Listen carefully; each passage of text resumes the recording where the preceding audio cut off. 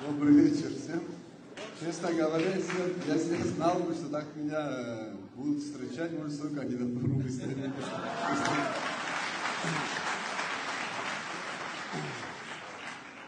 Сегодня сложное время, сложный период вообще всей этой оппозиционной нашей борьбы, которая пришла к выборам. Я нахожусь в команде людей, которые прошли определенный путь вместе. Да, он был сложный.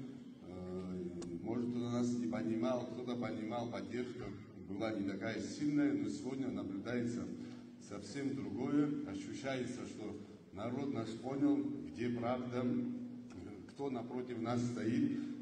И я вообще хотел поговорить, уже там выше многое сказали, о самом формате политической предвыборной борьбы, которую ведут с нами бывшая власть.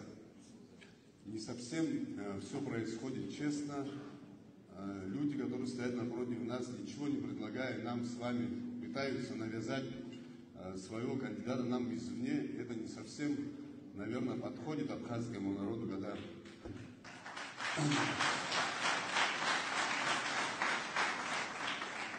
мы выбирали президента. Нам были такие времена, когда и генерал-губернаторов назначали, но они, слава Богу, остались в истории.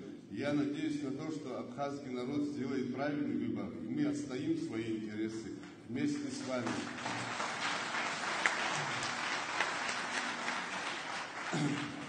Я верю в наш народ, и я знаю, что у нас не запугаешь, не прогнешь, и все эти фальсификации, все эти встречи с чиновниками высокого уровня, конечно, мы всех их уважаем, но то, что происходит, это недопустимо.